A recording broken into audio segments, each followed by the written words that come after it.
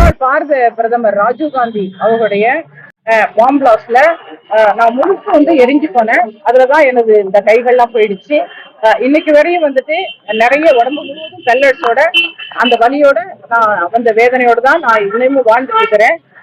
இன்னைக்கு வந்துட்டு நம்முடைய டிஜிபி அவர்கள்ட்ட நானும் நமது சிவபாலன் சார், பிரபு சார், நாங்க வந்துட்டு இன்னைக்கு வந்துட்டு ஒரு மனு கொடுத்திருக்கிறோம். அந்த மனுல என்ன சொல்லியிருக்கோம் அப்படின்னு சொன்னா, நம்முடைய எல்டிடி லீடர் மறைந்த பிரபாகரன் அவர்கள் வந்து அவருடைய புகைப்படத்தை வந்துட்டு இங்க வந்துட்டு போடுறாங்க ஒரு சில கட்சிகள். அதே மாதிரி அவரை வந்து பேனர் வைக்கிறாங்க. அதே மாதிரி அவரை பத்தி புஸ்தகங்கள் எழுதி இன்றைக்கு சிறைச்சாலையில வந்துட்டு அவங்களுக்கு எல்லா கைதிகளுக்கும் சர்க்குலேட் பண்றாங்க. அந்த அந்த இயக்கம் வந்து எல்டிடி வந்து ஒரு தடை செய்யப்பட்ட ஒரு தீவிரவாத இயக்கம்.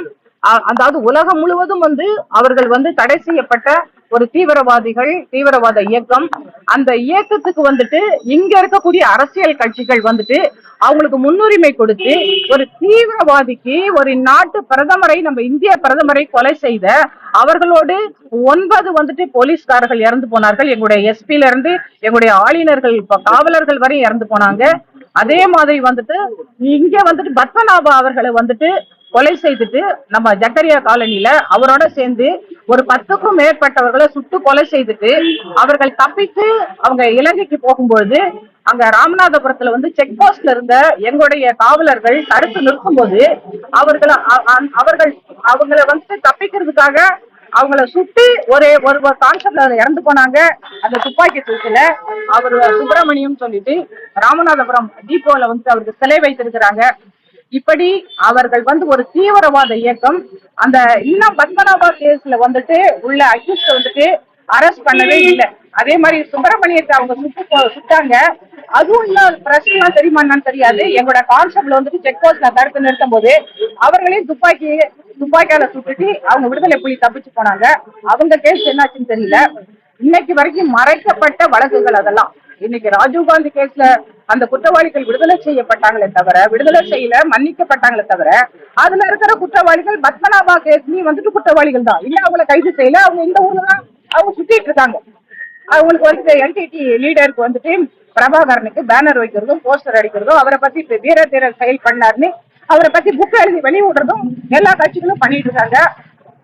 குறிப்பா திக கட்சி பண்றாங்க, நாம் தமிழர் பண்றாங்க. இன்னைக்கு நம்மளுடைய சிஎம் கூட வந்துட்டு அந்த குற்றவாளிய அறிவுங்கிற பேரறிவாளனை கூப்பிட்டு டீ பார்ட்டி கொடுத்தாங்க. அப்புறம் நம்மளுடைய எடப்பாடி ஐயா வந்துட்டு அந்த குற்றவாளிகளை விடுதலை செய்ய தீர்மானம் போட்டாங்க.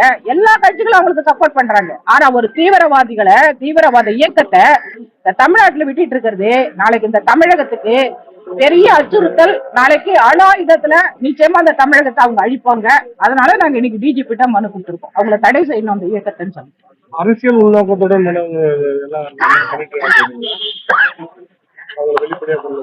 அவங்களுக்கு என்னங்க அரசியல் இருக்குது தமிழகத்துல? எல்டிடி பிரபாகரன் யாரு? அவர் இந்த தமிழக மக்களுக்கு என்ன செய்தாரு? அவருக்கும் நமக்கு என்னங்க சம்பந்தம்? அதுல என்னங்க அரசியல் நோக்கம் இருக்குது? நான் தமிழச்சுங்க. நான் இன்னைக்கு போலீஸ் பந்தோபஸ்தோட சுத்திட்டு இருக்கேங்க. இன்னைக்கு எல்டிடி விடுதலை புலிகள் சுதந்திரமா நம்ம நாட்டுல சுத்துறாங்க. அவங்களை யாருங்க கேட்க போறா? அவங்க கேட்கறதுக்கு யாருமே இல்ல. காவல்துறை பாவம் எல்டிடியா இலங்கை அகதிகளான்னு தெரியவே இல்லை. அப்போ அவங்க என்ன அரசியல் நோக்கம் இருக்கு? ஏன் அவங்களுக்கு வந்துட்டு இவங்க ஓட்டுரிமை கொடுத்து இவங்களுக்கு நாளைக்கு எலெக்ஷன்ல ஓட்டு போட்டு இவங்களை சிஎம் ஆக்க போறாங்களே? நான் தானே ஓட்டு போட்டேன் இந்த கவர்மெண்ட்டுக்கு. என்ன அரசியல் நோக்கம் இருக்கு? தடைப்பட்ட ஒருத்தரை வந்து அவர் படத்தை வச்சு பிரச்சாரம் பண்றாங்க.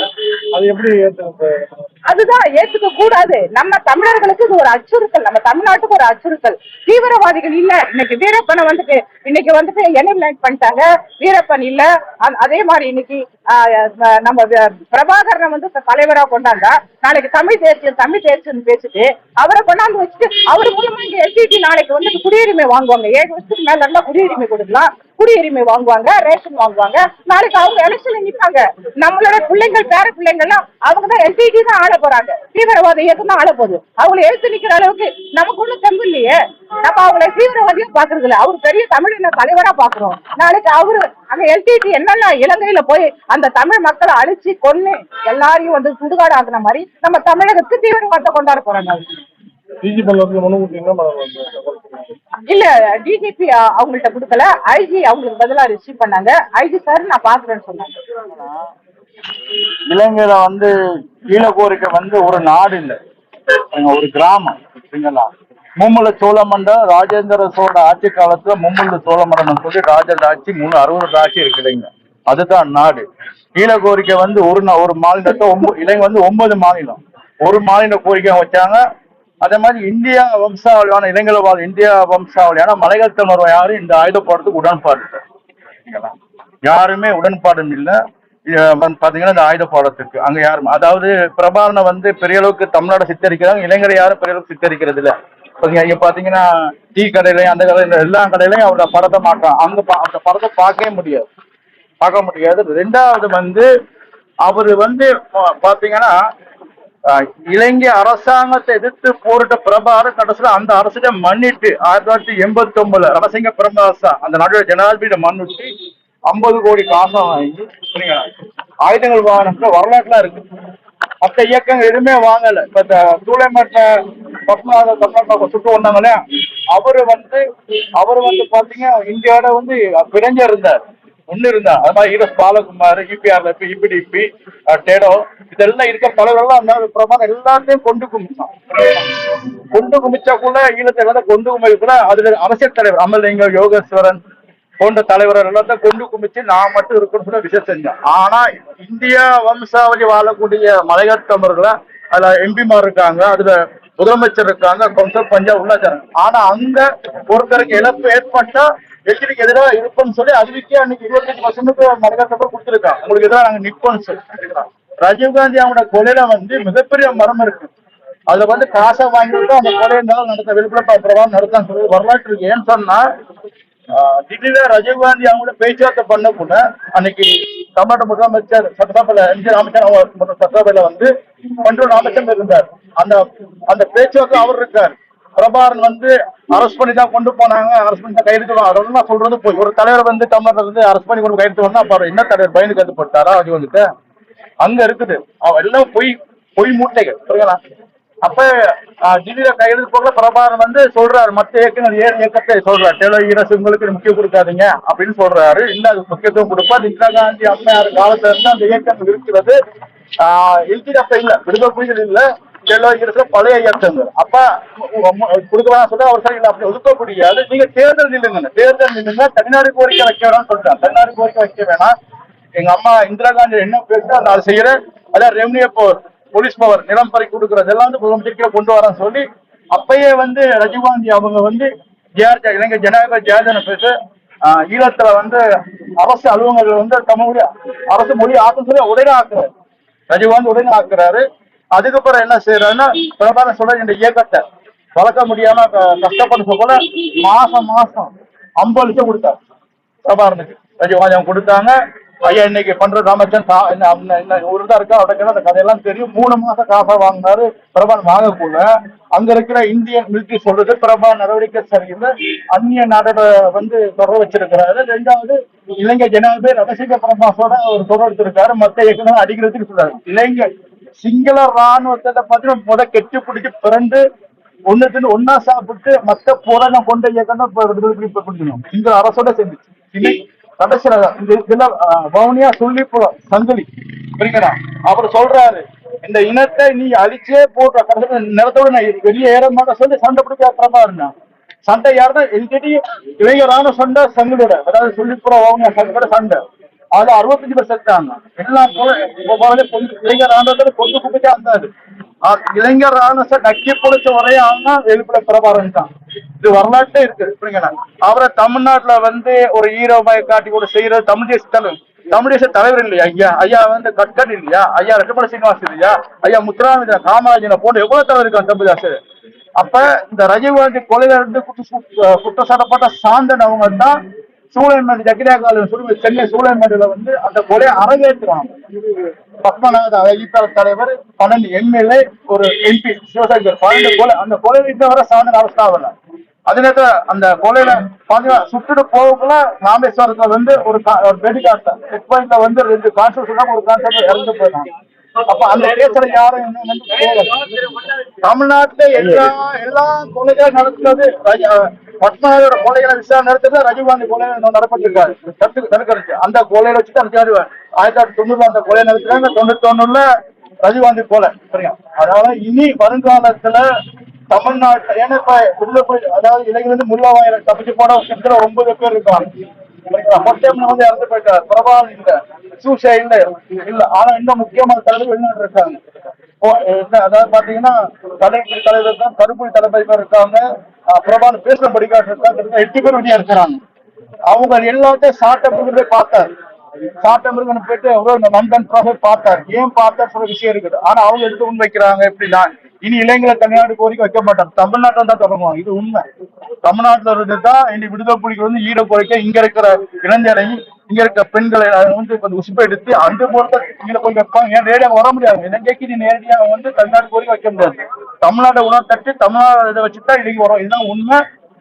இந்த விடுதலை புலிகளோட விழுப்புரம் தமிழ்நாட்டுல வந்து படத்தை தர, அதாவது பெனாறு பாலகிருஷ்ணன் போட தரப்படம் ஆட்டி கண்டிப்பா தமிழ்நாட்டை அப்படிப்பட்ட பிரபாகரன் தூக்கி பிடிக்க இந்த இயக்கங்களுக்கு 20 ஏக்கருக்கு யார சொல்றாரு? நாங்க பொதுவா தடை கேட்கிறோம். பொதுவா தடை கேட்கிறோம்.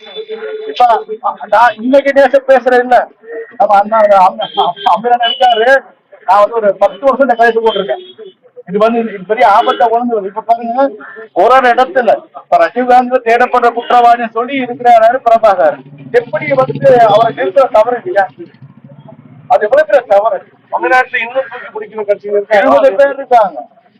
அப்ப நான் என்ன சொல்றேன், இப்ப நடிகர் விஜய் அவங்க வந்து பாத்தீங்கன்னா முள்ளவாய்க்கு இல்லத்துல வந்து அஞ்சலி செலுத்துறாங்க. நான் அதை ஏற்கிறேன். சரிங்களா? ஆனா திருப்பரம்புல பொதுமக்கள் ஏன் செலுத்தாங்க? இது அரசியல் அவங்க கேட்டுக்கட்ட அரசியல் இல்லையா? திருப்பரம்புல இருந்து பொதுமக்கள் போலீஸ்வரை விட்டுருக்காங்க. ஆனா மக்கள் இருந்தாங்க இல்லையா? அது கொண்டு ராஜீவ்காந்தி அவங்களுக்கு மாலை போடுறது கட்டுப்பாடு. மக்கள் மண்டியில வெடிக்கிறது முக்கிய இருப்பாங்க இல்லையா? அப்ப எத்தனை தமிழ்நாட்டுல 3 கொலை நடந்த ராஜீவ்காந்தி அவங்க சூழல் கொலை, அப்புறம் நாத்துப்பாடு என்பார். இப்படி இந்த கொலையை பண்ணி பிரபாகரன் கண்டு போனாரு. சரிங்களா? தமிழ்நாட்டில் தான் அவருடைய வீர தொகுதி இளைஞர் இல்லை. இளைஞர் ராணுவத்தை அவர் எடுத்து போறது இல்லை. அவர் எப்படின்னா ராஜீவ்காந்தி கொலைக்கு பிறகுதான் இளைஞர் ராணுவத்தை எடுத்து போறாங்க. அது இப்படி எந்த போராட்டம் பிரபாகரன் இதுதான் உண்மையான பத்தேகம் இருக்கு. போராட்டம் இயக்கங்கள் இருக்கு, கிளா இருக்கு, பத்மாதான் சொல்றது கட்சியினத்தை சேர்ந்தது. சரிங்களா? பத்மாதான் சொல்றது பாத்தீங்கன்னா முதலமைச்சர் ஆட்சியை பிரபாகரன் முதலமைச்சர் ஆட்சி அமைச்சவர். அது பிரபாகரனுக்கு பிடிக்காம சுட்டுக் கொண்டது சூழல். இதெல்லாம் உண்மையான சப்ஜெக்ட். யாழ் மேயர் ஆல்பர்ட் துரைப்பா சுட்டாரு, சாதிகளை சுட்டாரு. அவரு தாழ்த்தப்பட்ட மக்கள் போராட்டம் சுட்டு கொண்டார் பிரபாகரன் 1974. இந்த மாதிரி ஒரு மிகப்பெரிய ஒரு ஆபத்தான பிரபாகரன். இன்னைக்கு பிரபாகரன் இல்லாட்டி கூட அந்த கட்டமைப்பு இருக்கு. ஆனா கட்டமைப்பை நான் அடிக்கடி சொல்றேன், இளைஞர்கள் உருவாக முடியாது, தமிழ்நாட்டில் தான் உருவாகும். அதுக்குதான் சொல்றது, அவர் படத்தை வந்து தடை கேட்கறது தமிழ்நாட்டில் தான் உருவாச்சு. சீமான் பேசுற கேட்கிறார். எவ்வளவு பெரிய ஒரு பேச்சுக்கள் இருக்கு பாருங்க. சீமான் பேசுற பேச்சுக்களை பாருங்க. தமிழ் தேசிய அமைப்பு வெளிநாடு கோரிக்கை நான் வந்து இங்க இருந்து தொடர்பு சொல்லக்கூட அது எவ்வளவு பெரிய ஆபத்து வருவாங்க. அதான் சொல்றேன். சாட்ட முருகன் போயிட்டு வெளிநாட்டை பார்த்தது, கரும்புலியை பார்த்து அளவை பார்த்தது, அதுல பிரபாகரன் பேசின படிக்காரவை பார்த்தது. நோக்கங்கள் என்ன நோக்கம்? தமிழ்நாட்டை தப்பா ட்ரை பண்றாங்க. நம்ம சொல்றது கடமை. நாம சொல்றது மக்களை காப்பாற்ற. அரசியல்வாதி முதலமைச்சரை தவிர சொல்றது எங்க வேலை எல்லாம் அதிமுக தவிர வேலை இல்லை. மக்களை காப்பாற்றுறதுக்காகத்தான் இதை நம்ம வந்து ஒரு புகாரா கொடுக்கணும். உங்களுக்கு தெரியும் எங்களை பத்தி பேசலாம்னு சொல்லிட்டு ஒவ்வொரு வாட்டி கேவலமான வார்த்தைகளாக அது வேணா நான் மீடியாவுக்கு வந்து நான் ஆல்ரெடி கொடுத்துருக்கிறேன். அதை வெளிவிடல. அதாவது அசிங்கமான வார்த்தைகளை எவ்வளவு எனக்கு போலீஸ் பாதுகாப்பு கொடுத்துருக்காங்க டிசி. இன்னைக்கு மறக்கிறாங்க என்ன. அவங்க கழுத்து அடுத்து கொண்டுடுவேன்னு சொல்லிட்டு இன்னமும் மறக்கிறாங்க என்ன. பத்தி நான் பேச ஈழ போராட்டம் வந்து இளைஞரோட தமிழ போராட்டம் இல்ல. இலங்கையில தமிழ் தலைவர்கள் இலங்கையில தமிழ் தலைவர்கள் ஆமாங்க கொண்டது. அதாவது அமர்லிங்க, யோகேஸ்வரர், ஆல்பர்ட் துரையப்பா எல்லாம் ஈழத்தை சேர்ந்தாங்க. எல்லாம் ஈழத்தை தலைவர் வந்து அதாவது பாத்தீங்கன்னா ஈரஸ் பாலகுமாரன் சுட்டு கொண்டாரு சரிங்களா. அப்புறம் ஆல்பர்ட் திரும்ப 1974 அதாவது தமிழர்களுடைய கூட்டணி முதல்ல அரசியல் வந்து ஈழத்தை வந்து ஒரு பெரிய கட்சம் அமெரிக்கத்தை வந்து சுட்டு கொண்டாங்க. உயரத்துல அரசியல்வாதி எல்லாம் அதாவது பிரபானுக்கு யாரும் அடிச்சா சொல்ல மாட்டாரு, யாரும் அடிக்கணும் நீ நல்லவன்னு சொன்னா சொல்ல மாட்டாரு. பிரபான் சரியில்லை நீங்க செய்யறது மக்களை பகடை செய்யறீங்கன்னு சொல்றதுல வந்து அவருக்கு எத்தனை கேஸ் இருக்குது. ஐநா சாப்பிட்டு கேஸ் இருக்கு, சிறுவரை பிடிச்ச இதுல விடுதலை சேர்க்கணும் சொல்லி எல்லாம் கேஸ் எத்தனையா இருக்கு பிரபாகருக்கு. அதே மாதிரி வந்து பிரபாகரன் வந்து ஒரு மிகப்பெரிய ஒரு ஆபத்தான ஆள் வந்து அதான் தான் சொல்றேன். அந்த அவர் இல்ல ஆனா அந்த அமைப்பு வந்து தமிழ்நாட்டை செயல்படுது. அது மிகப்பெரிய ஆபத்தை உருவாக்கி பண்ணி பிரபாகரன் போஸ்டர் அப்படின்னு சொல்லி இன்னும் 10 பேர் சேர்க்கணும். பிரபாகரன் எண்ணத்தை கொஞ்சம் நிறுத்துவாங்க. அதுதான் சொல்றேன், அது வேணும். அதாவது நினைவேந்தல் பண்ணுங்க, நினைவேந்தல் மக்கள் தான் பண்றது. அந்த மக்களை கூட 8 வருஷம் விடுதலை கட்டுப்பாடுதான் கொடுத்து அந்த ராணுவம் இல்லை, மக்களை பகடகடை வச்சிருந்த மக்கள் வந்து 1 பேர் இருந்தாங்க. இதுதான் உண்மையான ஒரு சப்ஜெக்ட் புரியுங்களா. மக்களை பகடகடை வச்சிருந்தா மக்கள் இருந்தாங்க. நம்ம தடை கேட்கறதுக்குன்னா தமிழ்நாடு மக்களை காப்பாற்ற பாரத பிரதமர் தெய்வ திரு ராஜீவ்காந்தி அவர்களையும் அவர்களுடன் பணிக்கு சென்ற காவல்துறை அதிகாரிகளையும் கொடூரமாக குண்டு வைத்து அந்நிய நாட்டை கைக்கூலியாக செயல்பட்ட பிரபாகரன் அவர்களுடைய புகைப்படத்தை தமிழகத்திலே பயன்படுத்துவது இளைஞர்களுக்கு தவறான முன்னுதாரணத்தை ஏற்படுத்தக்கூடிய செயலை கண்டித்து பாரத் இந்து முன்னணி சார்பிலும் ஆதி சிவசோழர் குடிப்புடைய சார்பாகவும் ராஜீவ்காந்தி அவர்களுடன் பணியில் இருந்த அனுஷா காவல்துறை எஸ்பி அனுஷா அவர்களுடன் டிஜிபி அலுவலகத்தில் இன்று புகார் மனு கொடுக்கப்பட்டது. நடவடிக்கை எடுப்பதாக உறுதியளித்துள்ளனர். அது மட்டுமல்ல, இன்று வந்து பாத்தீங்கன்னா தமிழகத்துல வந்து திமுக ஆட்சி பொறுப்பேற்றதுல இருந்து பாத்தீங்கன்னு சொன்னா குறிப்பா தீவிரவாதத்தை ஆதரிக்கக்கூடிய செயலாக தான் மாண்புமிகு முதல்வர் அவர்கள் செயல்படுகிறார் என்பது வெளிப்படையா நம்ம வந்து பாக்குறோம். காரணம் என்ன கேட்டீங்கன்னா, நீங்க பாக்கலாம், பிரபாகரன் அதாவது ராஜீவ்காந்தி அவருடைய கொலை வழக்குல வந்து தண்டிக்கப்பட்டவங்க எல்லாம் வந்து மன்னிக்கப்பட்டு விடுதலை செய்யணும்னு சொல்லிட்டு அதுக்கு வந்து ரிலீவ் பண்ணதே வந்து தமிழக முதல்வர் தான். அது மட்டும் இல்லாத அவங்களை வந்து கட்டி அணைச்சதும் தமிழக முதல்வர் தான். இது வந்து மிகப்பெரிய வந்து கேவலமான ஒரு விஷயம். அது மட்டுமல்ல, கோயம்புத்தூர் குண்டு வெடிப்புலையும் வந்து கைதிகளையும் வந்து முஸ்லிம் எல்லாரையும் வந்து விடுதலை செய்ததும் தமிழக முதல்வர் தான். இப்ப திரும்பவும் பாத்தீங்கன்னு சொன்னா கர்நாடகின் கூட சேர்ந்து சீமான் அவர்களும் வந்து புயல் சிறையில போய் பாக்குறாரு. இதெல்லாம் ஏன் சொல்றேன்னு கேட்டீங்கன்னா, இதெல்லாம் முன்னுதாரணமா அவங்க வந்து கொண்டு வராங்க. புயல் சிறையில போயிட்டு போலீஸ் பக்கத்துல பன்னா இஸ்மாயில் இவங்க எல்லாம் போயிட்டு பாக்குறாங்கன்னு சொன்னா இதெல்லாம் வந்து இந்த நாடு எதை நோக்கி பயணம் செய்யுது. அதே எல்டிடி இவர் இருக்காரு நம்ம சாமி சொல்லிட்டு திருநெல்வேலியில அவரோட சிலையை வைக்கிறதுக்கு முயற்சி பண்ணாங்க. இதெல்லாம் வந்து முழுக்க வந்து திமுக அரசாங்கம் தமிழக அரசாங்கம் தீவிரவாதத்தை தமிழகத்தில் ஆதரிக்கிறது. திமுக அரசாங்கம் தமிழகத்தில் இளைஞர்களை தீவிரவாதத்திற்கு பயன்படுத்துவதற்கு ஊக்குவிக்கும் செயலாகவே இது வந்து நாங்க பார்க்கிறோம். மிகப்பெரிய குற்றச்சாட்டை நாங்க வைக்கிறோம். ஏன்னா இது போன்ற செயல்கள் பிரபாகரன் புகைப்படத்தை பயன்படுத்துவதனால் கோயம்புத்தூர்ல குண்டு வச்ச பாஷா புகைப்படத்தை வந்து பேனர் போட்டு வைக்கிறான்.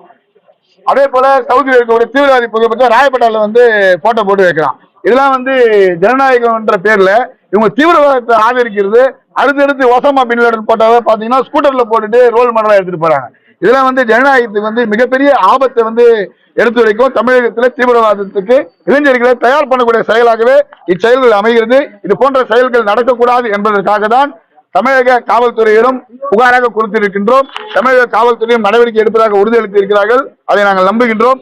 அப்படி எடுக்காத பட்சத்தில் அரசியல் காரணமாக அழுத்தத்தின் காரணமாக காவல்துறை நடவடிக்கை எடுக்காத ஒரு சூழல் ஏற்பட்டால் நீதிமன்றத்திற்கு சென்று எங்களுடைய கோரிக்கையை வைத்து அதை வந்து தடை செய்வதற்கு தடை ஆணையை பெறுவோம். நன்றி, வணக்கம்.